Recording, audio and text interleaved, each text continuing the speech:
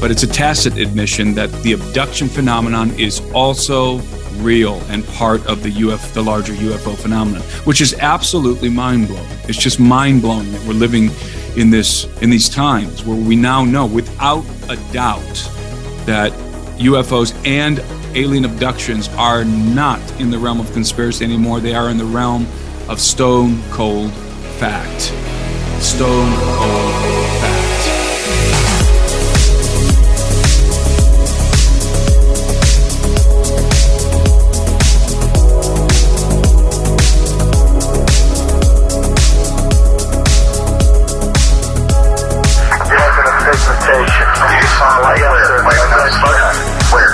Right on this position here, straight ahead, in between there it is again. Watch, straight ahead off my flash right there. There it is. Hey, I see it too. What is it? We don't know, sir. So, can I get some? Yeah, it's a strange, small red light. Strange, small red light.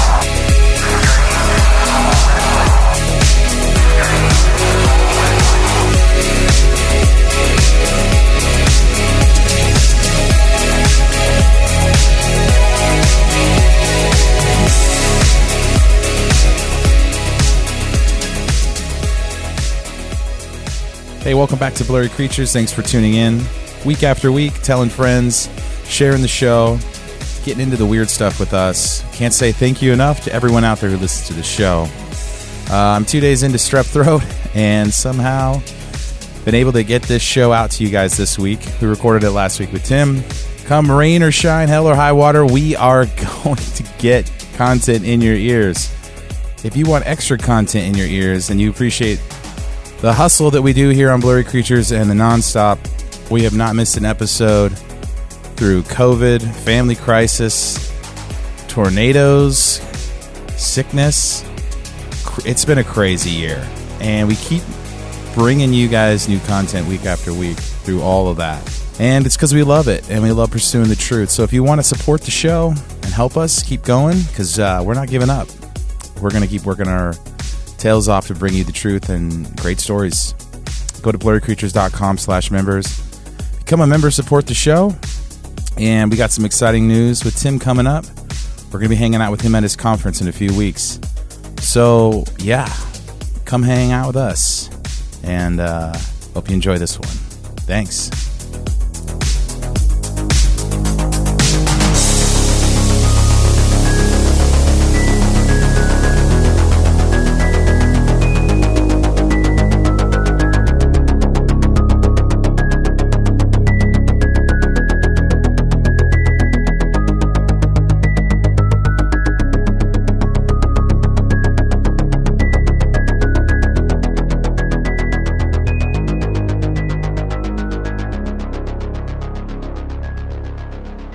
The history of our Earth is so different from what we can imagine. Enjoy the journey. The Smithsonian, and if they found out about a large skeleton somewhere, was to go get it. I'm going to assume at least one person is right, because if one person's right, it busts the paradigm. It all goes back to the fallen cherub. And the problem with the modern day church, they have a very truncated view of the supernatural. This backdrop that's just pregnant with all kinds of meaning associated with this Mount Hermon event. Welcome to Blurry Creatures. And this guy defects from the kingdom. That's a big deal.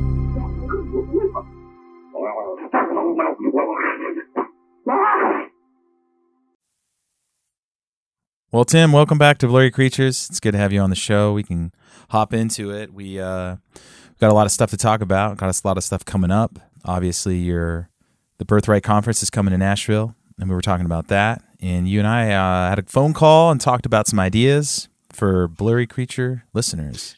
Yeah, we decided to do a special Blurry Creatures event on Friday. That's the 6th of May from 2 to 3 o'clock.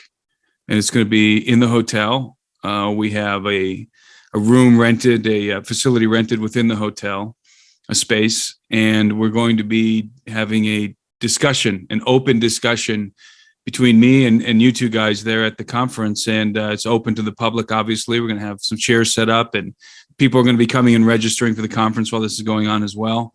And this event is just part of the conference. It's not a separate ticket or anything. It's just part of the general admission, but it's a special event within the event that's designed for the Blurry Creatures audience. So basically what we're doing today, we're going to be doing live from 2 to 3 o'clock on Friday, the 6th of May. Now, on Friday, there's 3 hours of stuff happening. There's the Blurry event that we're doing from 2 to 3. Then I'm doing a book signing. And at the same time that I'm signing books and concluding our event, our special event with you guys, there's going to be live interviews happening behind the desk where I'll be signing books with some of the other speakers and all kinds of cool stuff happening on Friday. So Friday's about 3 hours long, and then Saturday's all day, lectures and presentations and Q&A and all kind of stuff going on. So, and before I forget, let me say right out of the gates that I don't know, a lot of people in your audience probably don't know this, but I was getting contacted by a lot of people who wanted to drive to the conference or who were planning on driving, and the gas prices are making life difficult for them, the rising gas prices. So we decided to alleviate some of the financial pressure from the Biden economy and offer a huge discount on the tickets to the conference.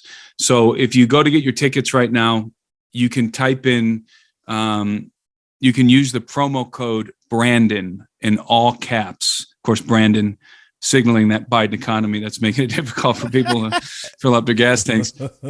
So if you type in Brandon in all caps in the promo code text box, you will get a $40 discount. Basically a tank of gas for most cars. You get a $40 discount. It's a huge discount. So we want to help people be able to drive. A lot of people want to drive. And the people who already bought tickets, we are also offering a rebate. If you, there was an email sent out. So if you got an email from us, there's an opportunity for you to get a $40 rebate. We want to help you as well. We don't want people who already purchased tickets to be left out. So go to timothyalberino.com. You click on the banner, the conference banner, or on the menu, and then use promo code Brandon, Brandon, all caps, $40 off. There, I've taken the last excuse away from people not to come to this conference. Let's go. That's right. Literally. We're doing a special Blurry Bros event on Friday, and I'm giving a huge discount now on the tickets to help people get there. And by the way, the content we're covering on Saturday is going to be mind blowing. Believe me. There's so much stuff happening. There's no other conference like this, because this conference is extremely focused.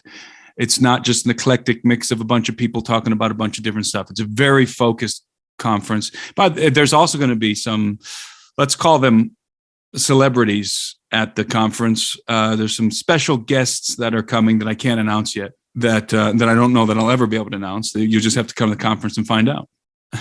Well, Tim, yeah, it's awesome because we talked on the phone a little bit about this, and I think one of the things that happens when you have a podcast is you sort of have this unofficial interactive conversation in your head with somebody that you're listening to, and it's usually the three of us having a conversation. And so we thought it'd be cool if you could come to the conference and you get to have that conversation with us. So we'll sit down, do some Q&A, and people who listen to the show and then they've had all these questions for 8 episodes or something now, that you can ask us. So come on to the conference and interact with us in a live. We can maybe record it even. And yeah, definitely. Come meet Luke and Nate in Nashville, Tennessee that's right. And then also meet all the other speakers. My partner, Gary Haven, who's an amazing guy. You guys, I can't wait for you guys to meet Gary. Gary's an amazing guy. I always say this about Gary Haven. By the way, Gary Haven is the founder of Curves. Remember the women's fitness franchise Curves back in the 90s? Gary and his wife Diane founded Curves, and they're just the most amazing people. Gary is the most honorable man of integrity that I know. He's a mentor of mine, and he's going to be talking about how COVID has accelerated us towards transhumanism. And Gary's an amazing speaker. So, and then of course, Joe Allen from Steve Bannon's War Room podcast, one of the world's leading experts on transhumanism. Mancow Muller, famous radio personality from Chicago. Mancow's a party in a bag. I mean, that guy's just wild. And so, you can come hang out with all of us, meet all of us. And then there's going to be other special guests there as well. The conference is actually being coordinated. I haven't said this to anybody, but the conference is actually being coordinated by a woman named Joanna Daniels, who happens to be the wife of Trey Daniels from POD, who is also going to be in attendance. So there's going to be a lot of cool people there. And I haven't really publicized a whole lot of that, but I probably should have. It's going to be fun. It's going to be really fun. Here comes the boom. Here comes the boom. Ready or not. Here comes the boys from the South. Dude, I used to love POD back in the day, man. I know, man. That's awesome. Being California kids, it was like, they're from San Diego, I think. Yeah, they are. Tim, I love it. We're excited to see you. Excited to hang out with you in person. We do a lot of FaceTime here on the old email machine, computer, and it'll be fun to get to hang, interact, and listen to your presentations and get to. Yeah, and this isn't, by the way, for the audience, this is not a huge conference, so you're not going to be sort of lost in the crowd. We did not want to do a big conference because we knew people are still hesitant to fly and to travel in this post-COVID era, and so we wanted it to be a smaller, more intimate conference. So, there's probably only going to be a few hundred, maybe 500 people there, maybe 1,000, but it's not a big conference, so it's really a very intimate space. And, so you can get up close and personal with everybody and ask questions and shake hands. And it's that kind of an event. And again, I probably should have been saying this all along. And we're already almost filled on the conference. So we've almost filled the space. There are tickets left, but especially with this Brandon discount, they're filling up quick. Awesome. Well, everyone out there, go get a ticket. Come hang out with us. Come hang out with Tim. Hear a consolidated message on transhumanism. We love it. But today's topic, let's get into it, because Joe Rogan put this out on his feed that UFOs left radiation burns and unaccounted for pregnancies. Pentagon report claims 1,500 pages of UFO-related material from the Advanced Aerospace Threat Identification Program just came out. I guess it's a secretive U.S. Department of Defense program. This is an article, actually, that was published yesterday by the Sun paper, which is by the U.S. division of the British paper, the Sun. And the Sun actually filed a Freedom of Information Act request in 2017, right after the New York Times broke the story about the Pentagon's secret program, the Advanced Aerospace Threat Identification Program, and the work that they had been doing. And of course, the New York Times published that now famous video of the Tic Tac UFO, which isn't a Tic Tac, by the way. It's a flying saucer. It's a saucer. It's not a Tic Tac shaped UFO. It's just your typical flying saucer, which most people don't realize that, but it's evident. The images make that evident in the video. And so it took 4 years for the Pentagon to finally release the documents that were requested by the Sun. And so, did you read them? Did you read them last night? Well, I read about them. I don't believe that the documents have been all 1,500. Well, they haven't. I don't believe that the Sun has released the documents. They've just they've published a few articles highlighting the most important points from the documents, and which are actually quite fascinating. The documents include government commissioned scientific reports and letters to the Pentagon regarding the UFO phenomenon, including a fascinating report prepared for the DIA, the Defense Intelligence Agency, entitled Anomalous Acute and Subacute Field Effects on Human and Biological Tissues. The report investigates injuries to, quote, human observers by anomalous advanced aerospace systems. It documents 42 such cases from medical files and 300 similar unpublished cases. And it notes that these injuries were likely caused by electromagnetic radiation from, quote, energy-related propulsion systems and exposures to anomalous vehicles, especially airborne and when in close close proximity, end quote. And I'm reading from the article that was published by The Sun. The list of documented injuries includes radiation burns, brain and nerve damage, heart problems, and sleep disturbances, among others. It even includes cases of, quote, apparent abduction, unaccounted for pregnancy, sexual encounters, experience of telepathy, and perceived teleportation. So these documents that come from the Pentagon, that come from the government, amount to a tacit admission by the Pentagon that UFOs and alien abductions are real. And those are my words. That's not from the article. That's what we can logically conclude from the article. This is a tacit admission by the Pentagon that not only are UFOs real, the Pentagon already admitted that back in 2017 with the Nimitz incident, the Tic Tac shaped craft, and all of the other things that were said during that time. But now we're getting an admission from the government, a tacit admission. So it's not an overt admission, but it's a tacit admission that the abduction phenomenon is also real and part of the larger UFO phenomenon, which is absolutely mind-blowing. It's just mind-blowing that we're living in these times where we now know without a doubt that UFOs and alien abductions are not in the realm of conspiracy anymore. They are in the realm of stone cold fact. Part of the documents, one of the documents that was released by the Pentagon proposes that it is possible to use the medical information that's been derived from the studies to, quote, reverse engineer UFOs from unknown provenance that may be a threat to the United States interest. Now, what have I been saying? What did I say last time I was on with you guys talking about UFOs? I said that the Pentagon is framing the UFO phenomenon in the context of a national security threat. And these documents basically prove that is, in fact, the case. The FOIA documents obtained by The Sun also include studies into advanced technologies such as invisibility cloaks and mind-controlled robots, as well as research that explores the possibility of communicating with alien civilizations and plans for deep space exploration and colonization.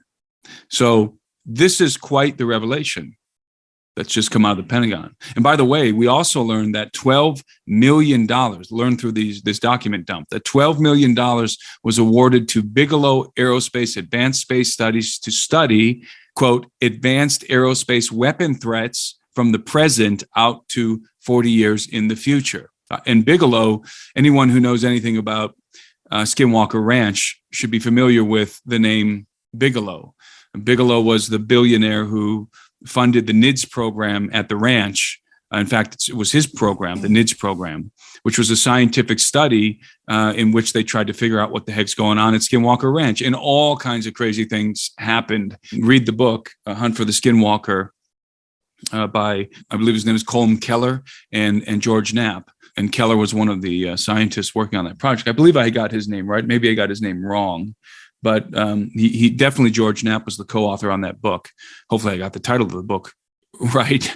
I read the book last year, and it's a great book. In a letter from 2009, which was also part of this data dump, this FOIA request data dump, Senator Reid describes how the program has already identified, quote, several highly sensitive, unconventional aerospace technologies, which required, quote, extraordinary protection. So again, national security threat. We are now definitely outside of the realm of conspiracy here, and very much, as I said, in the realm of stone cold fact as it pertains to UFOs. And all of this comes as the Senate recently passed an amendment to the latest defense bill, which establishes a new office at the Pentagon called the Anomaly Surveillance and Resolution Office, ASRO, which will be administered by the Defense Secretary and the Director of National Intelligence. And the ASRO will have access to information regarding UFOs from the intelligence community and the Defense Department. And once again, will be investigating the health impacts and national security concerns of the UFO phenomenon at large. That's where we are. That's where we wild. are. Yeah. So you think these documents are tampered to, like, obviously they're coming out at a certain time. They had 4 years to release the documents. Do you think that they're sort of massaged? There's a narrative like, okay, we'll tell the public, but we're going to tell them what we think. Yes. In fact, in the documents, there's a statement made, and the Sun points this out, that I believe it's in the paperwork that they got from the Pentagon, and I don't have it in front of me, but I was reading it earlier today, in which there's a statement made to the effect that there's more classified information that cannot be published that would confirm the things that have been released. Something to that effect, which I thought was an astounding admission from the Pentagon in these papers. Tim, there was something else this week too. I don't know if you saw it, and I think it's interesting and pertinent to this conversation. But the New York Post had an article about a U.S. warship that was shadowed by 2 car-sized balls of light. Did you happen to see that? I did not. Is that a recent report? This is recent. This is yesterday. Wow. So it comes out that the USS Kearsarge is the latest vessel to purportedly had a UFO encounter as the U.S. military begins to open up about the mysterious phenomena. This is out of the New York Post. Essentially what happens is 2 car-sized balls of light followed and tailed this warship. It evaded anti-drone weaponry. And it said that they were spotted at night by the deck watch, could not gain thermal targeting lock on them. And interestingly enough, this is the same sort of thing where they're talking about these are not man-made, not foreign state actors, and it's a national security threat. And the guy that released this is Dave Beatty, who was also the one that had produced the film about the Nimitz encounters, about the Tic Tac.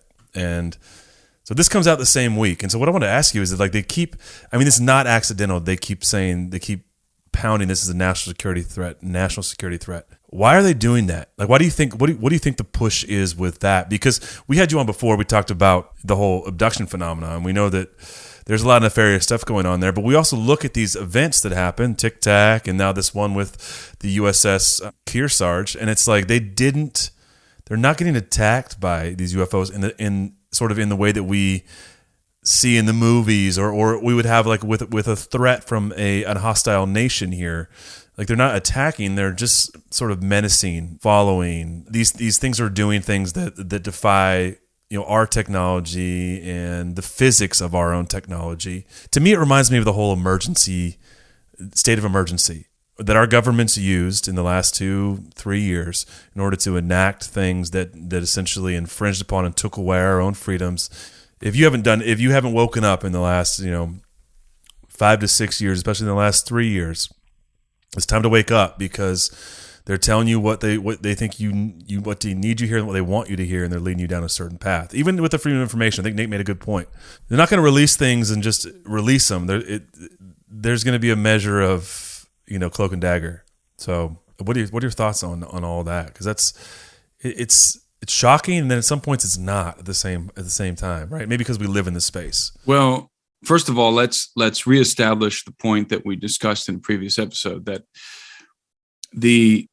when we say the government and we wonder what they know about UFOs, it's important to realize that the government, in fact, that's actually stated in one of these documents as well, really doesn't know much about UFOs. The government, the broader government, even if we were to focus on the Pentagon, what does the Pentagon know? Well, the answer would be almost nothing. There's individuals who are in the Pentagon who have the clearance, the cosmic clearance, to know the details about the UFO situation. The alien presence is probably a much more accurate way to put it. They know about the alien presence, and not in some abstract or distant way. They're very much they're very well informed and have, let's say, seen the craft, touched the craft, maybe even interacted with the entities. Those would be very few people working at the Pentagon, and so the government at large knows almost nothing. But individuals within the military-industrial complex who are interfacing with the private contractors, like we talked about in the alien episode, those individuals know everything there is to know. And these military contractors, such as the aerospace contractors, especially I should say the aerospace contractors, such as Lockheed Martin and the Skunk Works program at Lockheed Martin, those classified, highly classified programs that you have to have cosmic clearance to access. Those guys are way down the road from where we are right now. They're not only do they know about the craft, they've retrieved them, reverse engineered them to some degree, created hybrid craft, and are already hundreds of years advanced. And I'm talking about the human players in this game are hundreds of years Bob advanced. Lazar, right? It's this whole Bob Lazar thing. Well, Bob Lazar was working for one of those contractors. They were trying to figure out how the reactor worked, because they run on they operate, the saucers operate on a reactor. I think we talked about that. It's a matter-antimatter reactor, and it creates gravity waves. Tim, that's 25 years ago. So I mean, this is well, not. That's a what I new mean. program. Yeah, they're hundred. Yeah. Those guys are flying around in hybrid craft that we've reverse engineered, and we've taken components that we can derive from the Earth, and we've tried to copy what the exotic materials that the aliens are incorporating into their craft, and we've made these hybrid craft that aren't as good as the alien technology, but that are far advanced to what we have our conventional aircraft. And the president of the United States, Joe Biden, you think he could go and visit one of these facilities like the S4 facility or another secret facility, underground facility that we don't know about, where these craft are stored? No way. No way. He doesn't have clearance to go down there. He doesn't have the need to know. Presidents come and go, but these people don't come and go. You know, this is why I coined the term the dumb state last time we were talking, because that's really who knows about UFOs? The deep state? No, the deep state's political. Deep state's political. Okay. The deep state's about, getting rid of Donald Trump and spying on all of us and, that kind of thing, and running proxy wars in Afghanistan and now Ukraine. That's the deep state, and covering for Hillary Clinton. That's the deep state. I'm talking about the dumb state. I'm talking about the deep underground military base complexes that crisscross the subterranean world beneath America and are connected by the magneto-leviton trains. Who do you think is really operating that system? People that we would never know their names. We wouldn't know who they were. They're obscure generals and colonels and contractors, and they have at this point formulated what Richard Dolan coined as a breakaway civilization. Because are they associated with our government? Yes, there's a loose association. A lot of the funding comes from the government, but remember what we talked about last time. In black projects, a lot of the money has been accrued in an unscrupulous manner, so that there's no oversight from Congress, so that the American people do not have the right to know, because it's not their money. It's not our money. They're getting black. They have black projects and they're funding it with black money. That gets very dark. That gets very, very dark. I guess I just wonder, what do you think that their agenda is, and what do you think? You think it goes all the way back to the Vatican and some of these New World Order players? Well, I'm not sure that their agenda goes beyond developing alien technology ostensibly for the government, for the U.S. government in our case, and creating this breakaway civilization. I know people think I'm crazy, but I tend to think that we already have installations on Mars. And we already have people living on Mars, and there's real estate on Mars, let's say, for the elite. Now, that's of course complete speculation. There's no way I could ever prove that, but it's just an inference based on the things I think are provable. But so the all of this that we're seeing now, the admissions of the Pentagon about UFOs, it's shocking because we're here. We're basically entering the era of disclosure, but at the same time, it's sort of old hat for those of us who've been paying attention to ufology, over the decades. But the public at large certainly has never really grappled with the reality that UFOs are real, and furthermore, which is the more important reality, that alien abductions are real and are happening. That's really the part of all of this that I think should cause people to completely reconfigure their paradigms about what's going on planet Earth and so forth. Yeah, the days of speculation are done. And the cool thing is we've talked about this a lot on our show, and more it's trickling out. Do you think the timing now there is more than just, oh yeah, people have phones in their pockets and this information is getting out, but that there is some plan that's being unrolled? Well, remember, disclosure, the phenomenon itself is forcing the government's hand as it pertains to disclosure. It's the phenomenon. It's not that it's their plan or that, or that the public is forcing disclosure. The phenomenon is forcing disclosure. And that doesn't mean that the alien phenomenon, that the alien presence wants our government to disclose their presence to the public. That's not what that means. What I mean is that the aliens are taking a more hostile posture, like we talked about last time. They're beginning to harass our battleships, like you were just talking about with those orbs. There are more and more encounters happening between our military personnel, especially the airmen in the Air Force. It's just too much. It's accelerating, and it's becoming a more hostile phenomenon, and the Pentagon just simply cannot cover it up anymore. And so when you can't cover something up, the next best place to get in front of the story and trying to control the release of the information and spin it in a way that saves face, because that's really what this is about. Because the Pentagon, there's all kinds of questions implicated that are associated and are immediately raised when you start to think about what the Pentagon is admitting to. So how long have you known about UFOs? Wait a minute, abductions? How long have you known people are being abducted? Okay, let's go back to Roswell now. What about that, right?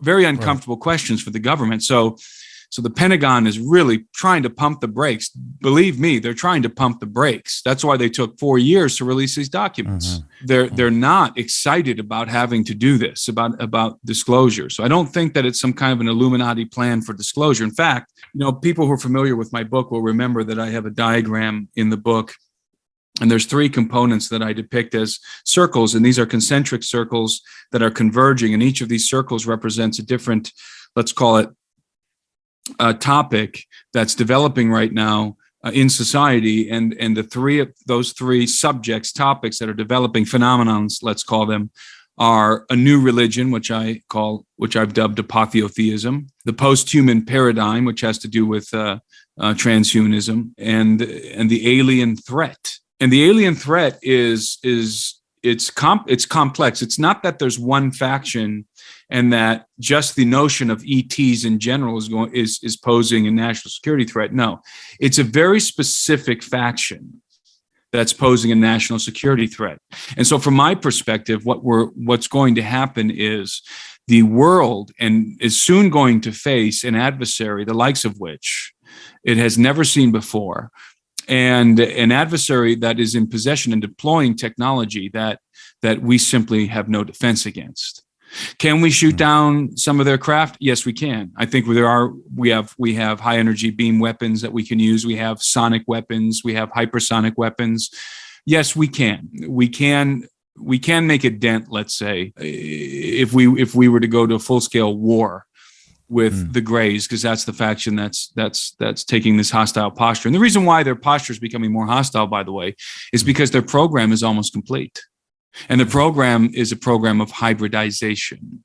Okay, so and it must be coming close to completion, because they would not be taking the posture, adopting the posture that they are, if the program was not very far along. Because the beginning of the program was all about secrecy. It was all clandestine, and now they are allowing their presence to be seen more, and so there's got to be a reason for that. I know that you like to be forward thinking on a lot of these issues and topics, and you've researched it more than some guys and a lot of these theologians, and you have a lot of friends in this space. You're friends with guys at Prophecy Watchers. You're friends with people who are on the trail of the Nephilim and make documentaries, and you've been in this space a long time. And it sounds like you've come to the theories you've been presenting for a while are starting to come true. Are people calling you now and having harder conversations? Maybe they took a different theory or a different approach, or, I don't know. It's actually a really good question. The answer is no. A lot of the Christian, let's call them Christian ufologists, are so entrenched in it's really a theology. It's a doctrine regarding aliens that they're having a hard time quantifying what's coming out of the Pentagon, because what the Pentagon is disclosing is a physical phenomenon. Vehicles, aerospace vehicles, not of this world, in the words of the astrophysicist Davies, that is a consultant with the Pentagon and who briefed Congress. And so I think some of those guys are having a hard time grappling with this phenomenon, because it was easy when it was sort of still in the realm of conspiracy and nebulous and abstract. It was easy to write it off as a spiritual phenomenon or demons or something like that. But now that we have to grapple with it in a national security context, in a kinetic context, I think those spiritualist or supernaturalist explanations simply fail. They fail to address the phenomenon in the totality of its complexity. Yeah, and I just assume those people, you guys would have had arguments over the years. Well, I've never really argued with anybody, but I'm sort of known as the guy who's wrong about the alien stuff in the Christian circles, or maybe just like friendly conversations that they get maybe a little opinionated or heated. Not like no conversations I've had behind the scenes with figures from, let's say, our community. I've been able, I think, to convince some of these guys that this is a physical phenomenon and that these do in fact constitute extraterrestrial alien entities, and that they have nothing to do with demons. I mean, the fact that they have the notion that they have anything whatsoever to do with demons, I think, is completely debunked. You don't really have a leg to stand on. The demon theory of UFOs, I think I can say this with certainty, has been debunked, and it's been debunked by the data. The data has debunked it. It hasn't been debunked by another theological perspective or a New Age perspective or whatever. It's simply not relevant to the data, to the hard data that we have regarding UFOs and their occupants. They are not demons in the traditional Hebrew cosmological sense. They're not. They're simply not demons. And now, are they demonic? And I always have to add this proviso: are they demonic? And are they malicious? Are they malevolent? Yes, of course, but they're not demons. And we're talking about the Greys specifically, because if we talk about the other guys, which I know are also involved, and those guys would be the faction that I call the elder race. If you ask me, are they demonic? My answer would be yes and no. The bad ones are bad actors and the good ones are good actors. And who are the good ones? The good ones are those who are still faithful to the king. The bad ones are the apostate sons of God who are in a state of insurrection and rebellion against God, quote unquote, fallen angels. And yes, that is an angelic faction, the elder race. Those are the Nordics that people encounter, in my estimation. Now, it is possible that some of those are also hybrids. Let's keep that in mind. But I think that the root race of those beings are, in fact, the angelic elder race that pre-existed us. Yes, the very same that the Bible talks about. So, and that's a good springboard into the answer that I think you guys are probing for here. So if we have these hideous, bulbous-headed, black-eyed, gray aliens, and they're even more hideous overlords, these insectoid creatures that are right out of a science fiction novel. And these are the creatures that are conducting the abduction program, and they are. Then what's the end game? If they're being framed in a national security threat and we cannot defeat them, and they are already supplanting us, let's say, with hybrids, then what's the end game? What happens from here? What happens? Well, I believe that we are going to need help, obviously, with this threat. That's why I call it the alien threat in my book. And that's how I often refer to it, as the alien threat. We're going to need help, and help is on the way. But it's not on the way from the good guys. I believe it's on the way from the bad guys posing as the good guys. And I believe that this Nordic race, and I think in this case it's going to be hybrids, are going to show up to save us. And in fact, I'll read this excerpt from my book so that I can illustrate this idea more precisely.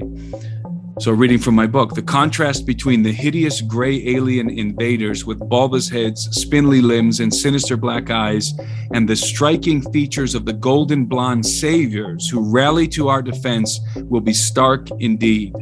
like the riders of Rohan galloping into battle to break the siege of Minas Tirith just before the city falls to the Orcish horde. Apollo and his consorts will make their grand appearance to deliver mankind from certain doom. And Apollo, by the way, is the Antichrist. The scenario that I'm talking about is a scenario in which the heroic progeny of the gods, the golden race, will appear to deliver mankind from the alien threat. Will appear to deliver mankind from the alien threat. Will appear to deliver mankind from the alien threat. Will appear to deliver mankind from the alien threat. Will appear to deliver mankind from the alien threat.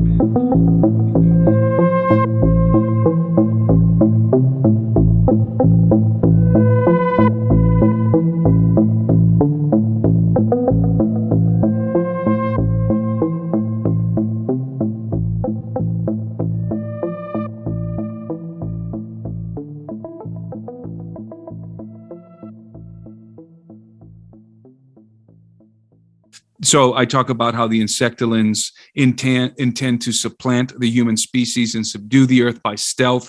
There is no way that we can stop them. Their technology is unassailable and their hybrids are undetectable. So humanity is going to face an imminent extinction, or at the very least, subjugation to insectilin overlords. And that is a terrifying prospect. And I really believe that those who are in the know within our government institutions and the military contractors and so forth understand that that is in fact a threat. Maybe there are factions, human factions, that are working with the Greys. That's also a possibility. Maybe some of the Luciferian elite have already made a deal with the Greys. Who knows? I mean, this is all speculation, of course.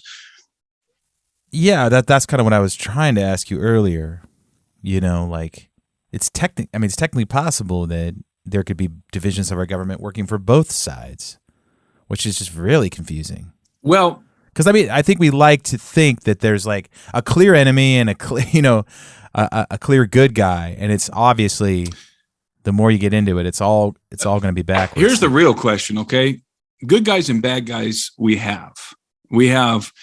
From the biblical context, we have the loyal angelic faction. And we have the disloyal, the apostate angelic faction. So there's a stark division between the good guys and the bad guys. Here's the really mind-boggling question. Is there a gray area in there? Is there sort of a middle ground where there's factions that are like not really thrown in with either side? Mm-hmm. Or that are just nominally Bigfoot loyal to the king? Now, perhaps, yes. Now, in my book, I actually, and I'm going to try and skim to it as I'm stalling with my words here, but I probably won't be able to find it. But in my book, I quote a very interesting scripture from the Old Testament about Miros. I'm trying to flip to it here as I'm talking, but I'm probably not going to be able to find it. I didn't expect to be talking about Miros. It's in the chapter Rebellion, War, and Ruin for those who have read my book. But there's this bizarre reference to Miros. I'm almost there. Hey, why don't you guys talk to give me some Yeah. Bigfoot's in there, Luke. Maybe he's the guy in the woods just trying to get away from it all. Just camping, just trying to camp and be It's like Jeremiah Johnson just out there. They're just trying to leave me alone. Exactly, just trying to harvest his berries in peace, and that's right. We're chasing him around with cameras. No, I have a couple questions for Tim once he finds his. No, go ahead. Here. Ask me as I'm flipping through it. So one thing, Tim, and maybe you covered it, but maybe I just was wondering, like, maybe more explicitly, when we were talking about the uptick in activity, and you said that like the Greys are now not worried about us understanding what they're doing because they're almost to the end game. What is that end game? Is that a complete hybrid race? Are we talking about, because I know we've talked about, hey, they're abducting, right? And then we have the government say, oh, by the way, unexplained pregnancies. And so this goes right along with our abduction episode we have with you and the things you talk about in your book. But if they're not so worried about being clandestine and kind of hiding out, and they're okay with exposure, you said they're getting close to the. That would indicate to me, at least, that maybe I'm wrong, but that would indicate to me that they're nearing the completion of their program, which is to supplant the human race with hybrids, or planetary acquisition. They're here to take over. They're the opposite of the Borg from Star Trek. Instead of assimilating other civilizations and cultures and technologies into their collective, they assimilate themselves into other civilizations to take over from within by stealth through advanced hybrids, which Dr. Jacobs dubs hybrids. And hybrids, for all intents and purposes, are human, except for they retain certain trademarks of the Greys, which make them superhuman, which make them, I always liken them to Sith Lords. It's almost, and they very much are like that, by the way. They're not, they have no empathy. They have no human empathy. And are they walking around? Are they walking around? They are walking around. They are indeed. Now, are they senators? Are they working at your local, down the road at your local gas station? I mean, I don't know how well integrated they are, but I know that over the last decade, and again, Dr. Jacobs, David Jacobs, who's the leading authority on this, has documented the progression of the integration of hybrids into human society. And they had to learn how to do the most rudimentary, fundamental things concerning life on Earth, like what the hell's a refrigerator? How do I use it? How do I use a television? How do I drive a car? What do I do when I go into a grocery store? How do I act normal in human society? They had to learn these things. And it was the abductees who had to teach them, by the way. And Jacobs referred to them as personal project hybrids that would be assigned to an abductee. And many of these abductees, women especially, horrifically abused by these hybrids who could completely control them. Now, let's not diminish the Greys' ability not only to control our motor functions when they want to, but to completely control our perception of reality. That is something that hardly anybody talks about. Carla Turner talked about it in her books at length. She called it virtual reality scenarios, that the Greys could create virtual reality scenarios that to you would seem like altered reality, when in fact the Greys are just screwing with your mind and your perception, using both technology and extremely powerful telepathic capabilities. And I believe, as I've said before with you guys, that the human species is a organically telepathic species, that Adam and Eve were fully telepathic, that in fact the angels are telepathic, and that most communication is not with words, but with thoughts. And we've lost the ability for whatever reason, either because of the fall or because God saw fit to dampen that ability in the human species to protect us, to shield us perhaps, or because, as I said, because of genetic degeneration. We've simply, our equipment is broken. I mean, there's a lot to be said about genetic degeneration, by the way, in all of this. But I did find this part of my book. So there's a verse in Isaiah 63. There's a verse in which the Lord declares, "I have trodden the winepress alone. From the nations, no one was with me. I looked, but there was no one to help. I was appalled that no one gave support. So my own arm achieved salvation for me, and my own wrath sustained me. I trampled the nations in my anger. In my wrath, I made them drunk and poured their blood on the ground." And I put this in a galactic context, by the way, and people will understand that if they read my book, if they read the chapter Rebellion, War, and Ruin. And I believe that what some of these verses are actually referencing. Now, there's always a dual interpretation to a lot of these prophetic verses in the scriptures. There's a dual interpretation. It's talking about things that were currently happening, concurrent with the writing of the prophecy, but also referencing things that happened in the very distant past and foreshadowing things that would happen in the future. So it's sort of rather than a dual perspective, there's almost a triune perspective to all of this. So. And then I go on to say, remarkably, the Song of Deborah identifies the faithless bystanders who declined to join the ranks of the king when he marched on the field of Edom. And I believe that the field of Edom was Mars, by the way. "Curse ye Meros," said the angel of the Lord. "Curse ye bitterly the inhabitants thereof, because they came not to help the Lord against the mighty." And then I go on to write, two questions necessarily arise from this scenario. Who are the mighty against whom the Lord requested support, and who or what is Meros? The answer to the first question is apparent: the forces of the dragon's confederacy. And according to ancient rabbinic tradition, the answer to the second question is a planet. So I'm going to talk about how Miros, according to the ancient Jewish perspective, that Miros was in fact a planet, and that these verses are talking about a galactic war, rebellion that happened in a pre-Adamic context, and that the citizens of this planet did not aid the Lord, the King of Heaven, in his war against the dragon. Now, that's pretty cool. I mean, that it so broadens the paradigm, the biblical paradigm, to such, in my view, an exciting extent, and it's giving us, again, in my view, glimpses of this conflict that happened a long time ago, way before the creation of Adam, that laid waste to our solar system, that led to the obliteration of the planet that was once between Mars and Jupiter, which I believe the Bible calls Rahab.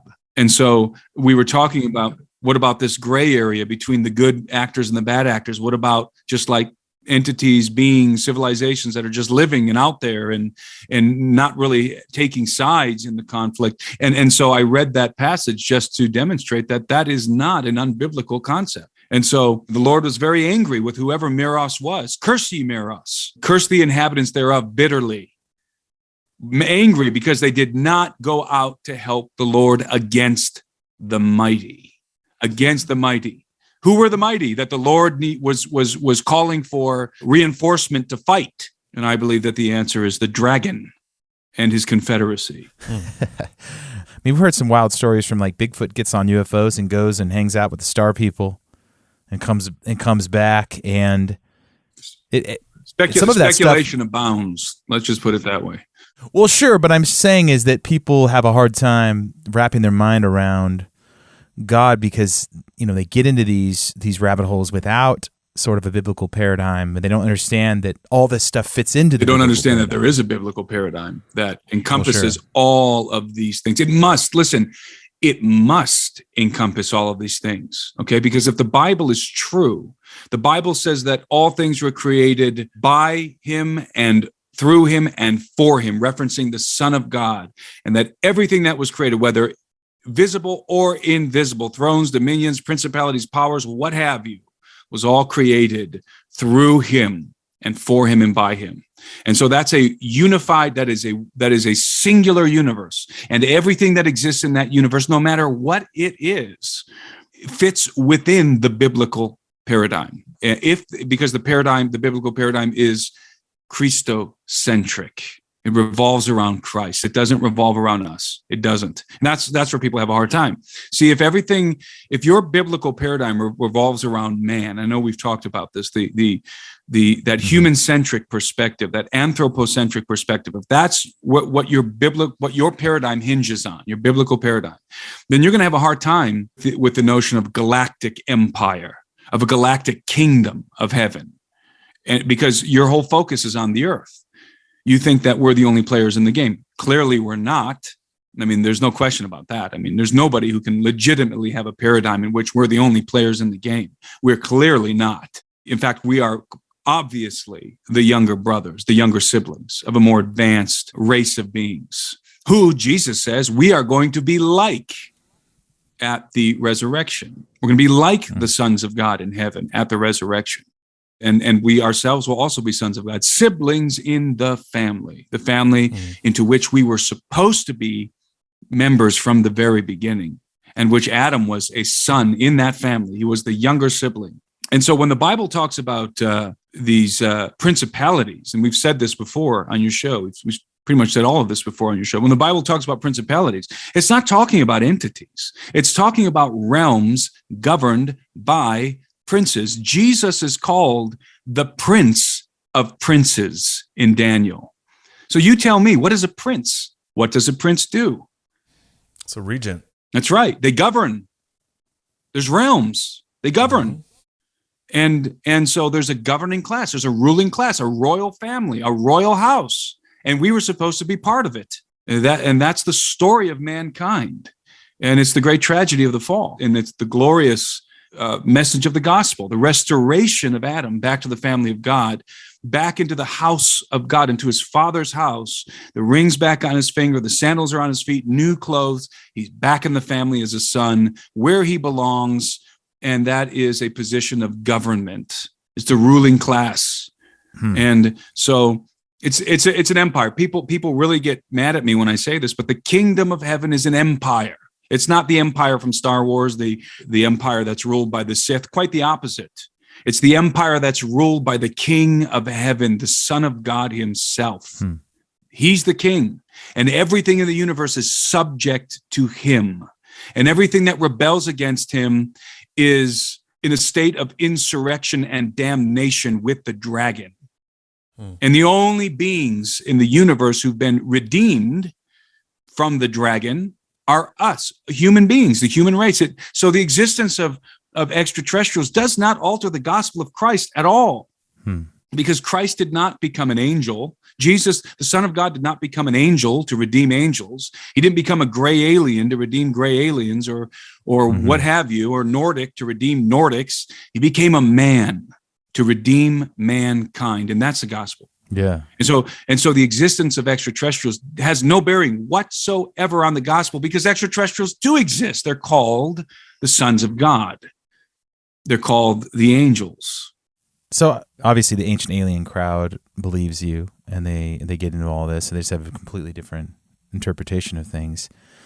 Did, let's say, pre-flood, those societies that we've talked extensively about, the megalith builders and the dynasties of closest to the golden age, do you think UFOs were coming and going back then? Yes. And they were just, yes, these realms were completely interactive. Of course, because we just have to ask a simpler question. Was mankind interacting with extraterrestrials thousands of years ago? The biblical answer is unequivocally yes. Absolutely, he was. Again. So those civilizations look like Star Wars in the future. Well, again, we're talking about these ambiguous beings that the Bible designates as angels. And so they are extraterrestrials. 100%. The earth wasn't even created when the sons of God were shouting for joy, watching its foundations be laid. It wasn't even in existence yet. They were there already. They are therefore extraterrestrials, and there's no way to work yourself around that. I mean, you just have to rearrange the furniture in your mind. You have to, because anything less than that interpretation is erroneous. They are extraterrestrial. I mean, the fact that they're extraterrestrials, they are. So if the sons of God, the angels, are extraterrestrial, and you ask me, were there ancient aliens, ancient extraterrestrials interacting with mankind? The answer is yes. It's in the biblical answer is yes. In fact, go all the way back to the Garden of Eden. Who were Adam and Eve interacting with in the garden? Who was that? The serpent in the garden. I believe it was a member of the elder race. Indeed, the devil himself, as John tells us, who is of that race, who is of that angelic race. He is therefore an extraterrestrial. And so Adam and Eve were interacting with an extraterrestrial in the Garden of Eden. And indeed, that being, that extraterrestrial being, was offering Eve knowledge. So the ancient alien people, it's not that their premise is wrong, it's that their allegiance is wrong. And by the way, a whole lot of their data is wrong too. A whole lot of their data. It's just a joke. I mean, almost everything they say about megaliths and stuff is just complete hogwash. So that aside, their premise is correct. Yeah. Yes, there were ancient aliens interacting with the human race. Yes, it's their allegiance that's wrong. Most Christians don't know how advanced the technology was. When we think of angels, and most Christians think of angels, they just think that they're mostly spiritual beings that kind of leave us alone, and they're sort of slip in and out. But I mean, we've interviewed some people that say some of these angels take on the forms of things that look like technology. How do they know that? He can see them. That's what they say. Okay, and how do we know that they can see them? No, I'm saying we brought on a couple guys who can see those realms, like angels and demons, and he claims allegedly can see those realms. Yeah, I think that's an important word to put in front of that statement. I've met. Listen, I'm going to tell you something about human beings. It is it is exceedingly easy to manipulate human perception. All you have to do is go in the woods and eat the right kind of mushrooms. It is exceedingly easy. Our perception, especially when we are dealing with an advanced, technologically superior, and telepathically powerful race of beings. And so abductees, for example, as we've talked about in the past, are always subjected to telepathic manipulation, not only in the way that they are perceiving events as they are actually occurring, but in the way that they remember the way the events unfolded. I have learned not to trust human perception when talking about these things because we are so easy to deceive, because we have perceptual cataracts, and we are a race that is very underdeveloped technologically speaking, and we are, for lack of a better description, we are somewhat of a stupid race. I mean, what we know is so little, so rudimentary, what we know about the universe and life and everything. We think we know so much because, hey, we know about DNA, and we can build rocket ships, and we drive around in cars, and we have internet. But in reality, those technologies are less than 100 years old, are less than 50 years old in some cases.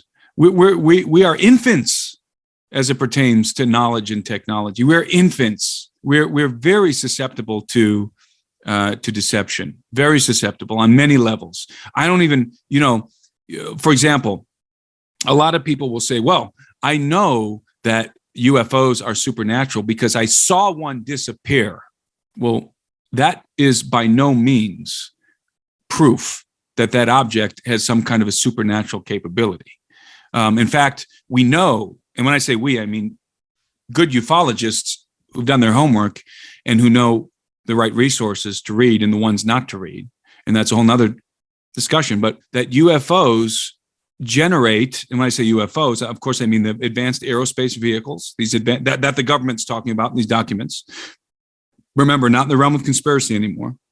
We know that these advanced aerospace vehicles produce gravity waves, and that they generate these gravity waves using matter-antimatter reactors, and that when these reactors are fully powered, that the gravitational field is around the craft. It distorts space-time around the craft. So when fully powered, you can't see the craft anymore. Not because it's disappeared into another dimension, not because it's supernatural, but because it is distorting the space-time continuum around it. It is distorting the fabric of space using gravity waves. And we know that gravity distorts light. We know that. That's why we can see certain stars that we shouldn't be able to see, that should be on the other side of the sun, but we can see them because the sun bends light, because of its gravitational pull. And of course, you have the big community of Christians who are now flat earthers who deny all of this and reject it out of hand and get very angry with me when I talk about all of this. But it doesn't matter.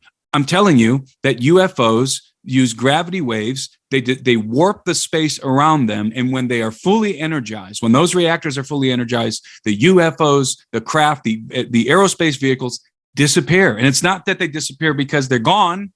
They disappear because they have a gravitational distortion. The gravity field is distorting the space around the craft. You know what? That's interesting, Tim, because a lot of people say cryptids kind of thing, but a lot of people will say they can still kind of see them in the distance, and I am not denying the possibility that, in fact, I am a proponent of hyperspace theory. I am a proponent of hyperspace theory. And hyperspace theory posits that there are other spatial dimensions, not other parallel worlds. That's a separate deal. There are other spatial dimensions that the fabric of our reality is. There are more facets to it than we can perceive. And that's what I mean when I say that we have perceptual cataracts. We see through a glass dimly, or through a mirror dimly, as Paul says. We have perceptual cataracts. We can no longer perceive the dimensional totality of the world around us. But that doesn't mean that a parallel universes exist. That doesn't mean that the multiverse exists. All it means is that there are more spatial facets to the universe than we can perceive. That's all it means. Just like there are more wavelengths on the light spectrum that we can't perceive. We can't see an ultraviolet, but ultraviolet is there. And by the way, we can see an ultraviolet when we use technology. We can use technology that allows us to perceive ultraviolet rays, but with the naked eye, we can't. So those ultraviolet rays exist. We just can't see them. So in the same way, I'm a proponent of hyperspace theory that there are dimensional aspects of created order that are imperceivable. I call that perceptual black matter. They're there, but we can't perceive them. So I am a proponent of that. I don't want people to think that I'm not. I certainly am. I am not a proponent of the parallel universe or the parallel worlds theory. I don't believe that there's more than one universe. There's only one universe. And so if entities are coming to Earth from somewhere else, they're coming from somewhere within our universe. Now, might they be coming from under the ground? Might they be coming from, who knows where? They could be coming from anywhere, but they could also just as easily be coming from Mars. Well, that's what I'm saying is that a lot of people come up with these wild and wacky theories about cryptids that they're like going into and from dimensions right in front of us, or going, when they could just easily be just manipulating space-time in front of them, just like a UFO does. And so you can't see them for a split second. They're still right here, but they're just... Or they could be manipulating your perspective. You're in the Matrix, Nate. I know. No, that's exactly right. They could be manipulating your perspective. So think about that, Nate. So rather than them manipulating space-time, instead, they have the telepathic capability to manipulate what you are perceiving. That's a whole different conversation. Now we're not talking about them changing the fabric of space and time, which the Greys can do with technology. But I should say warping, not changing, warping the fabric of space-time. But rather, now we're talking about creatures that maybe have the innate telepathic capabilities to distort your perception of them. Or both, because the weird parts is when their footprints just seem to stop, or the physical part of their presence, the evidence is just gone. So that's true. That's also true. It seems like they have all the above almost. Like Predator kind of cloaking. They can do that. And then they can phase in and out, but then they can mess with how you think, and then they can talk to you, because obviously they can telepathically communicate with people. I've heard that. Yeah, I've heard a lot. I've read and heard stories about telepathic communication from the Bigfoot creature. Now, here's what I'm going to say about Bigfoot. I love the Bigfoot topic. I'm going to go look for Bigfoot in my show. That's going to be, by the way, I shouldn't be announcing this yet, but since I mentioned my show, it's going to be going on Epoch TV. I will announce that officially when it happens. But I want to go look for Bigfoot. I really do, because I'm in ground zero for this up here in Montana. But need some help? Yes, you guys can come with me. I'm absolutely convinced that Bigfoot exists. But here's a problem with Bigfoot. Here's a problem with cryptids in general, whether you're talking about Bigfoot or fairies or gnomes or dwarves or whatever. There's no data. There's almost no data. The Bigfoot topic has some data. There's some data there, but not nearly as much as data pertaining to aliens. I'm telling you, the data pertaining to aliens is voluminous. The data pertaining to Bigfoot is compelling, but it's not nearly as voluminous as we have for, let's say, alien abductions. So the Bigfoot data, and within that Bigfoot data, as you guys well know, there's a lot of hoaxers in the Bigfoot space. A lot. In fact, the Bigfoot space probably has the most hoaxers out of anything, way more than crop circles, because Bigfoot is such a ubiquitous phenomenon and so popular, especially, it's like Americana. Mm-hmm. And so everybody's got a Bigfoot story. And a lot of those people just made their story up so that they can feel cool and talk about their Bigfoot encounter. So you got to understand, it's a minefield when you talk about Bigfoot and it's not that it's disinformation. It's just tall tales. There's a lot of tall tales in there. So someone can tell me, I saw a Bigfoot and it just disappeared. And it's like, okay, all that is to me, it's a really interesting story. It's completely anecdotal. Now, there are things related to the Bigfoot phenomenon that I do not believe are anecdotal, that I do believe constitute hard evidence. But those pieces of data are few and far between. So Bigfoot is still it's still a very nebulous area of research, there's nothing really to grab onto. You have to take a lot of people's claims for granted, or not for granted. You have to take them with a grain of salt. Sure. And try and parse through what they're saying and try and figure out if, is the person telling the complete truth? Are they embellishing? Are they confabulating? Were they drunk? Were they tripping on mushrooms? Or are they just straight lying? And believe me, this is not to knock the Bigfoot topic.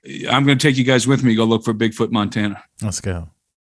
And just to make sure we get something on footage, we'll have somebody dress up like Bigfoot and run across the road. I'm a big guy. I can do that. You can do that. Just don't shoot me.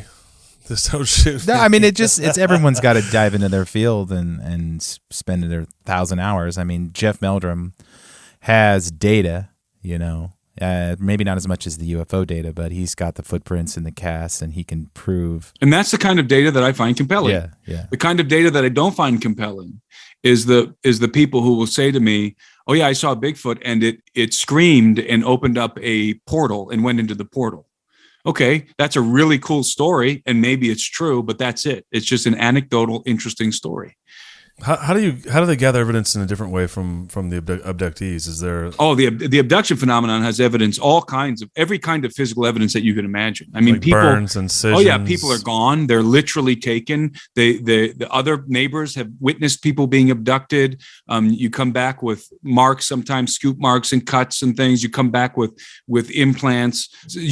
People can consciously recall the event, and they will recall an event and remember meeting somebody on that UFO that they've never met before in their life, and then they run into him at the grocery store, and the two people realize that they were on that freaking craft together. I mean, it just goes on and on and on and on. I mean, that's wild. I mean, the implants alone, the fact that people remember being implanted and then they go get an X-ray and there it is.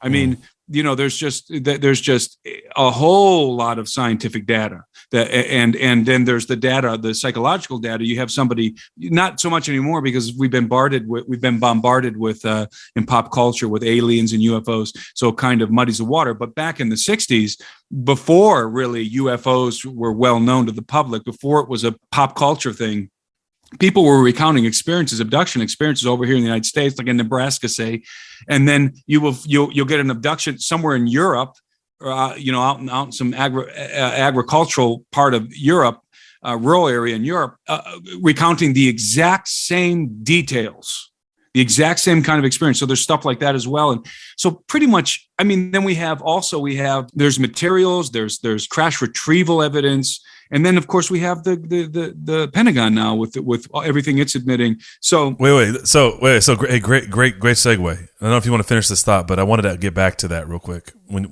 Sorry, I didn't mean to. Go ahead. But the disclosure there's one thing that you said that I think we didn't touch on, and we haven't touched on a lot on the show, was that for whatever reason, in the midst of this, there's this 12 million or billion, whatever the number was, going to Bigelow.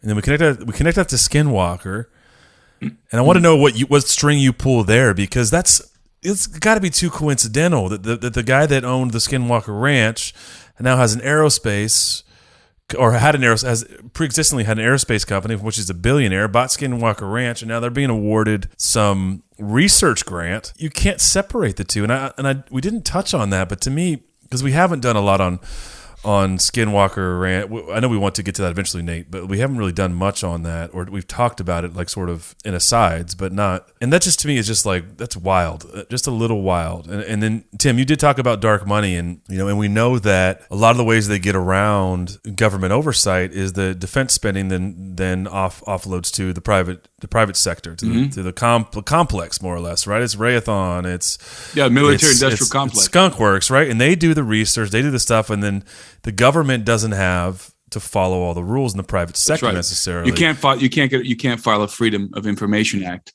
with a contractor. They don't have to tell you anything. It's a blind, right? They really can put up a wall there. Exactly right. So Robert Bigelow is a billionaire. He's very interested in aerospace technologies. He's worked with NASA. He's worked in aerospace technologies with the various companies that he's created. And some years ago, he created the National Institute for Discovery Science, or NIDS, or NIDSci for short. And they got a grant to study the phenomena happening at Skinwalker Ranch. So they went out there and they did a scientific study, and Bigelow funded it. Well, actually, back up. I think it was, I can't remember if Bigelow, yes, okay, let me correct the record. Bigelow funded the National Institute for Discovery Science, and the data was scientific, and I believe that the government became very interested in the project. So it was Bigelow financed it himself. However, this new project that I mentioned that's in these documents, that was government funding that was awarded to Bigelow's, one of Bigelow's new companies. And by the way, let me also say that within these documents that were released through the Freedom of Information Act, there were, aside from studying the alien, the UFO phenomenon, they were also studying the paranormal. And they were studying Bigfoot and elves and whatever, you know, the paranormal. They had categories. They actually created different categories for this stuff. So the alien stuff in UFOs is in a different category, which is interesting than the paranormal stuff. The paranormal stuff was near-death experiences and all that was in a different category, which I find interesting. So that's a piece of data that I forgot to relay when we were talking about that. Sounds like a mystery school or something, like where they're trying to figure out. Yeah, maybe because the paranormal is really weird. It's very strange. I am not a paranormal researcher because I can't put my hands on anything.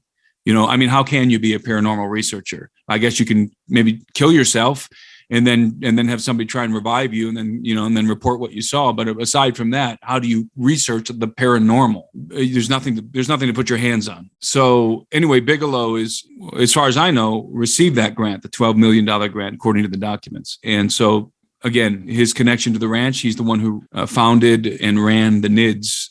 Very, very scientific study that they did on that ranch. The book is a great read, the one I referenced. And I want to say it's Hunt for the Skinwalker, but I always get confused if that was the name of the book or just the documentary. Hunt for the Skinwalker. That's right.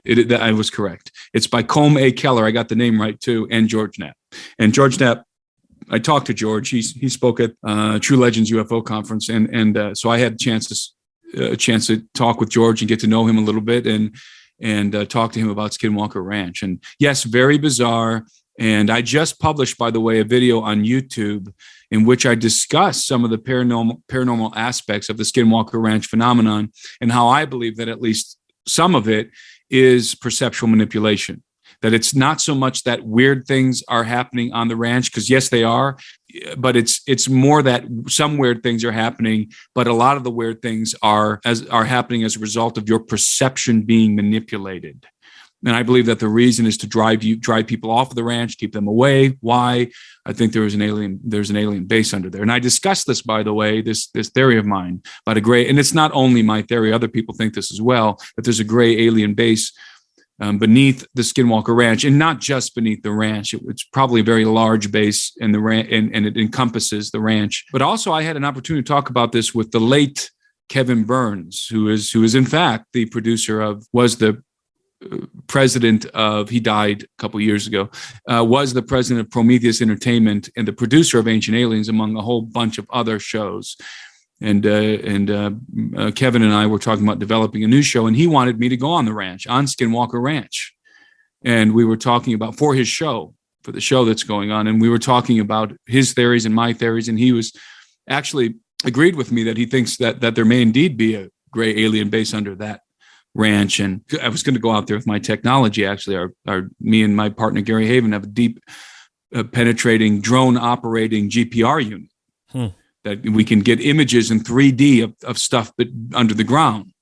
Oh. And Kevin really was very interested in me going out to the ranch with that technology. Maybe it's a good thing I didn't. Yeah, but because you're here and you're having a Birthright conference, so we're glad you're still here today. That's right. And unfortunately, Kevin passed away before any of that could materialize. But anyway, Kevin was a very creative guy. We have to dive into that a little deeper. I think when we do our dumbs, we're still going to do a dumbs, the dumb episode. State, the dumb state with you, Tim, where we talk about all the stuff that's going on under the ground. But I hadn't heard that about Skinwalker. I just find the connection just interesting. That there's in the Skinwalker phenomenon, I want people to realize that if you're sitting on your porch, and this happened in the Skinwalker book, This is one of the stories that they recount. If you're sitting on your porch at Skinwalker Ranch or anywhere in the world, and you suddenly see a couple of orbs approaching, floating through space, right? These orbs usually, they can be really any size. The size of a golf ball, size of a bowling ball, or size of a car, as you were talking about earlier. Let's say a couple of bowling ball size orbs show up and start flying around. Understand that those orbs have the technological capability not only to screw with your perception, but also induce extreme dread, visceral dread. And furthermore, in the Skinwalker book, they also are able to incinerate dogs, apparently, because they did incinerate some dogs on the ranch. And so those orbs, just the orbs, and people say, well, that's supernatural. And I say, no, I think that's technological. I think those are reconnaissance drones that are dispatched from the saucers and from the, and by the way, and I know I'm just kind of, my brain's going in 10 directions right now, but when you talk about saucers and you talk about cigar-shaped craft, a lot of those cigar-shaped craft are actually a whole bunch of saucers connected to each other, like a pack of lifesavers. You know what I mean? Like those little lifesaver candies, and the way that they're all. It almost looks like they're smoking on the ends too. There's often like a fog almost around them. Yeah, I don't know, but I've heard, and this is of course just hearsay, but some ufologist or some military person said that when they get together like that, they can jump space.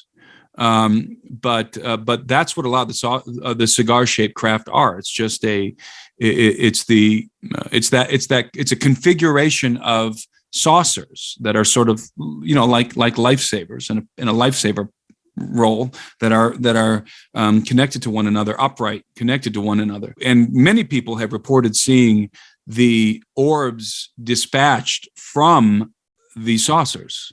So the saucers dispatch the orbs. I think we posted a video that it almost looked like they were shooting fireballs out of them. Yeah, they shoot out. It looks like flares. They come shooting out of the saucers, but those orbs are not flares. They're reconnaissance drones, and they're exceedingly advanced drones. I mean, they're capable of.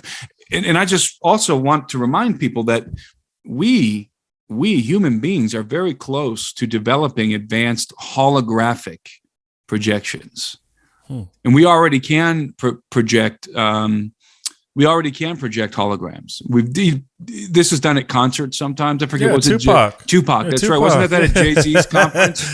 Yeah, it was like Tupac. I think it was else. Coachella. It was at Coachella. Yeah. Mm-hmm. Okay, so if we can do that, what can the Greys do with holograms? So can the orbs project holographic, lifelike holographic projections? I think they can, and so. It sounds like magic. It sounds like supernaturalism. But remember what Arthur C. Clarke said, that any sufficiently advanced technology will look like magic to us. So we're talking about very sophisticated technology. And so my point in talking about the orbs is, if those orbs can induce dread, a sense of dread in people, not because of the orb, not because, oh, look, an orb, and then suddenly you're afraid of it. No, that the orb actually instantly induces visceral dread in a person and begins to screw with your perception, and can deploy some kind of laser or something that can incinerate a dog, as it did on Skinwalker Ranch or whatever. We're dealing with a level of technology that makes anything possible at that point, right? I mean, anything. And so I always lean towards the technological explanations, because that technology, for all intents and purposes, is what we would call supernaturalism. I mean, it is what we call supernaturalism. I don't like to use that term, but it's what people call supernaturalism. If you see a UFO disappear, so many people assume it's supernaturalism. If you see a stargate open up in the sky, a portal, and a saucer come flying through it, which I have a good friend of mine who did, in broad daylight. Yeah, we talked about it. Very credible guy, professional guy. A lot of people will say, well, that's some kind of supernatural thing. No, that's most likely an Einstein-Rosen bridge. It's most likely a wormhole. And it's exactly what we'd expect a wormhole to look like. by the way. And we say, well, we don't have the energy to produce a wormhole. Well, we don't, but they do. They have matter-antimatter reactors. So, and that's the kind of energy you would need. That's precisely the kind of energy you would need to produce a wormhole. So it's technology. It's technology. And furthermore, what do angels use? Do they use supernaturalism or do they use technology? I argue that they use the latter. They use technology. So has their technology gotten better since, say, the dawn of human history and now? That's a very good question. Is their technology still developing, or did they hit the peak of technological development? I have no idea. That's a fascinating question. I guess we're going to find out one day. But like the Mount Herman, Mount Herman days, like you said, they came down and landed craft on top of Mount Herman. So if you think about advancements of human technology versus theirs, if they were landing UFOs on Mount Herman, then what could they land on Mount Herman now? That's a great question. Are they continually advancing and developing their technology just like us? I mean, I think that the most rational answer would be yes. And then, of course, I get bombarded all the time. People say, no, angels were already created with all the knowledge and blah, blah, blah, blah, blah. And I just don't understand where are you getting that from? You can have an opinion like that, but that's all it is. It's just like I can have an opinion on whether or not they're advancing their technology. I don't know. I've never talked to one, and people can have your opinions without being dogmatic about them. And the reason why I'm saying that is because I get blasted. I mean, you guys have no idea. I get blasted every day. I'm kind of the lone wolf out here who's trying to get practical about these things rather than always diverting to supernatural explanations. Well, I say that because some of these UFO videos now, they look like crazy.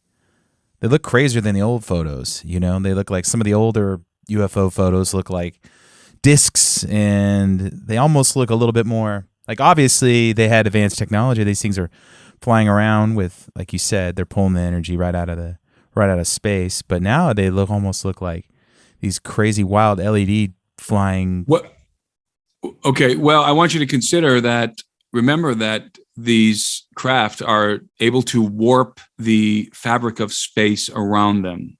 They're using gravity waves so they can, so the contours of the craft from our perspective look warped, right? And that's why the craft look like they're changing shape, because they're being warped in that gravity, in that gravity distortion. It's not that they're actually changing shape. It's that, it's very much like on a hot day, if you see a car coming down the road and you're in the desert and that haze is coming off the road, that car sort of looks warped, and it almost looks like there's a mirror image of it, and it sort of looks blobby or whatever and warped in the lights until it gets closer.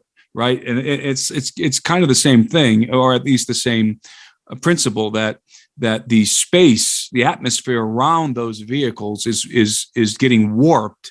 And so to our eyes, it looks like the contour of the object is changing, when in fact it's not. It's space that's being warped around the object. So we have to keep that in mind. Now, that's not to say that they have some kind of a nanotech, that they don't have some kind of a nanotech technology that can actually reconfigure itself. In fact, the late Colonel Philip Corso, actually in his manuscript, I don't know about his book because his book wasn't entirely, there was a little bit of purposeful misinformation in his book, but in his manuscript called Dawn of a New Age, which not many people know exists, that is his truth-telling, that's his tell-all manuscript, where he wanted to tell everything without any kind of spin or misinformation for his own protection. He was at the end of his life. He talks about, I forget what he calls it, but he describes a kind of metal that the Greys were using, that in which the atomic configuration could change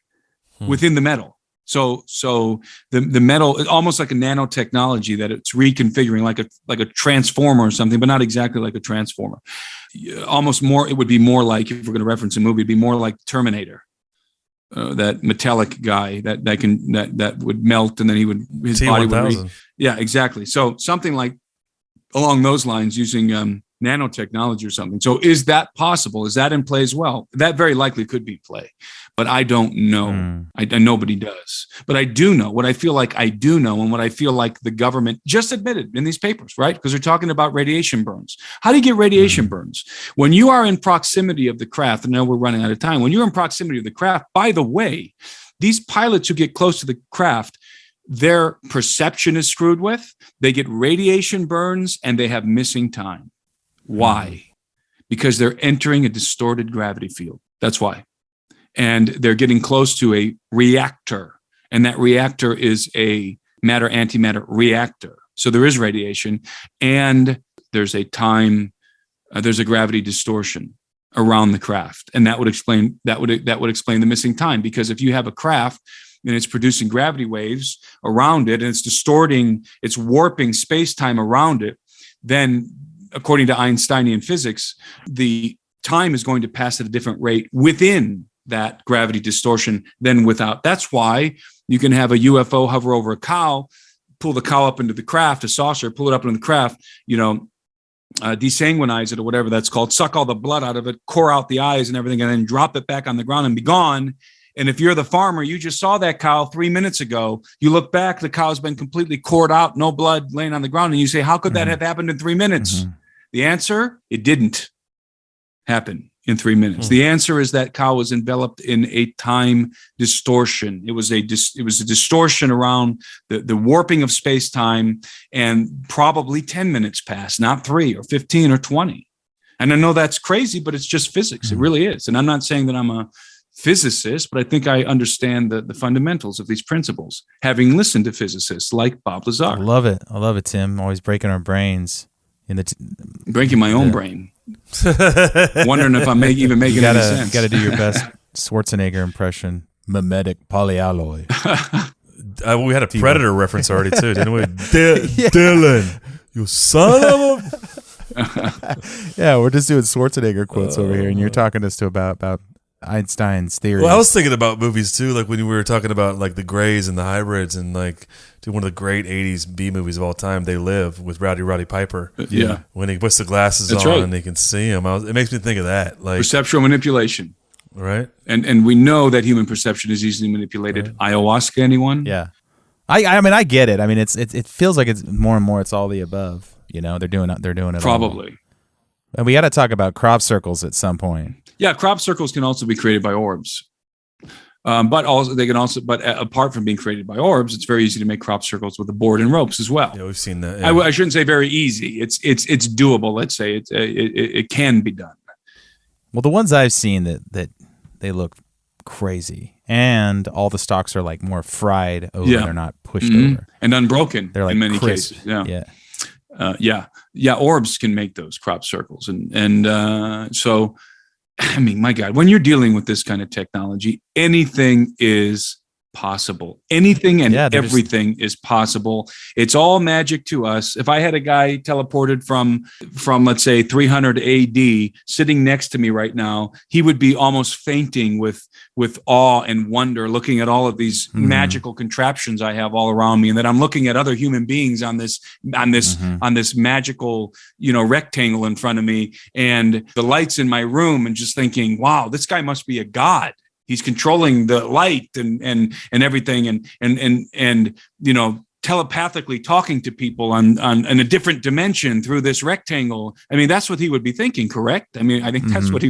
Yeah. And so that's the way that we perceive advanced technology, in much the same way. That's true. Still. And maybe it's just there's some angel out there like Banksy just tagging cornfields. And it really isn't that big of a deal. Exactly. Like, that's always a possibility. That's always a possibility. It is. It really is. Not everything has to have some kind of a transcendental motive. Maybe some things are doing stuff because they're bored. I don't know. Like the Bigfoot creatures. Maybe we're overcomplicating those things. Like we were talking about in the beginning. Maybe they're just these, gorilla-like smart creatures that are just out there hanging out and don't want to be seen by anybody. Smart enough to know to stay away from humans. I don't know. There's so many possibilities. Well, Tim, we can keep going forever, and I love it. we'll probably have you back pretty soon, and we'll see you in a couple weeks. I was going to say, people can come do this live with us, up close and personal, in Nashville. Come to Nashville, 6th to the 7th of May. There's still tickets left. Yeah. Come meet the Blurry Bros. Come meet me and Gary Haven, Mancal Muller, Joe Ellen, and all the other people that are going to be there, and hang out with a bunch of other like-minded people. You know what? I meet people at these events that I do, and they become lifelong friends of mine. Some of my best friends to this day are people who've gone on my trips and come to the conferences. So it's a really great way to make new friends. Love it. Yeah. Good thing we became lifelong friends before this. So. That's right. So read your Birthright book, and watch a couple 80s movies and get your references. That's ready. a great combination right there. Read Birthright, and then in between watch some 80s movies. I probably watched a bunch of 80s movies while I was writing the book. So that's right. Well, Tim, we can't wait to see you here in Nashville, and appreciate your time as always. Yeah, it's going to be great. It's going to be fun. Can't wait to see you guys. TimothyAlberino.com. TimothyAlberino.com. That's right. And go to my subscribe to my YouTube channel. That's where I hang out most of the time. And it's just Timothy Alberino. Just go type in Timothy Alberino. There you'll see my YouTube channel. I'm also on Instagram and Twitter. Going to be more active on Twitter now that Elon Musk has got a bigger share in it. So, well, let's see you there. Yeah. All right. All right, guys. Hey, thanks for letting me ramble again for an hour or whatever it was. We love it. We love it. Hey, Tim, real quick though, do you have no a Bigfoot call? That would be amazing. Actually, we're going to save that for the show. I'm sure. Not yet. Not yet. We're developing. We're working on one for when we go look for Bigfoot. Nate will help you with that. He practices on his back porch like every night. Yeah. Maybe I do. Don't forget, you guys are going to the VIP thing, right? No dinner. Yeah. Yeah, that's going to be fun. I'll keep reminding my wife about that. So that's going to be fun. That's going to be fun. In fact, I think I'm more looking forward to that than the conference. Right. That's the fun. The conference is the work. I know. Like editing. Like my job starts now. I know what that's like. This is the fun so part. if I get sick or something before the conference, you guys got to be ready to fill in with some presentations. Oh, fantastic! Dude. I'll do one on. We'll just set up a couple mics on the stage, and you guys can just do Blurry Creatures for a couple hours. I'll do a cigar presentation and one on bourbon. I'm trying to think of what things I can do here. Hey, I know there's a lot of people there who would like that. Yeah, exactly. We'll be doing some cigars and bourbon at the VIP thing, I think. Fantastic. Let me know what I can bring. Well, cigars is something that me and Gary, every time I'm with Gary, we smoke cigars. And so there'll be a group of cigar smokers hanging out at the VIP thing. He's got to add another. Here we are. I'm coming in, by the way, Wednesday night. We'll just set up coming in Wednesday night. And then, my God, trying to get tickets out of here, it's crazy. It's crazy. The airline, they're in chaos right now. And it was a pain in the butt. But so I had to fly in on Wednesday night because there was like all the flights on Thursday were just sending me all over the country, 4 stops. Yeah. So I'm going to be in all day Thursday and then of course all day Friday. So you guys, we're kicking off the conference with the Blurry Creatures thing. Now you guys can if you want, you can set up a table. You can bring some. I don't know if you have a banner or something like that. Nate. What do we got, Nate? In the background, we have 7 shirts left to sell. We could bring those. I'm going to put Luke in a Bigfoot costume. Look like Andre the Giant. That's not a bad idea. That's not a bad idea, actually. Just have somebody in a Bigfoot costume wearing a Blurry Creatures t-shirt on the costume, wandering around the conference. Holding a sign. Hey, it might happen in the middle of one of your presentations. If Bigfoot walks by in the back and does his look and keeps going. I'll have to deploy my Bigfoot call. Just don't worry. Yeah, and I'll come running. It'll work. It'll work for the first. We should. I'm saying, you know what? Now that you say that, God, that is such a great marketing idea. Have somebody dress up in a Bigfoot costume with a Blurry Creature t-shirt or something walking around that conference. Yeah. I'm telling you, we'll get it on film. He can be sitting on the stage behind us as we're talking. Just with a t-shirt gun. Bigfoot smoking a pipe. With a t-shirt gun, just shooting shirts out to the crowd. Hey boys, I have this call in 1 minute, so I gotta jump. All right, guys. Hey, thanks again for having me on, guys. Yep. All right, dudes. Bye. Let's go. Next time.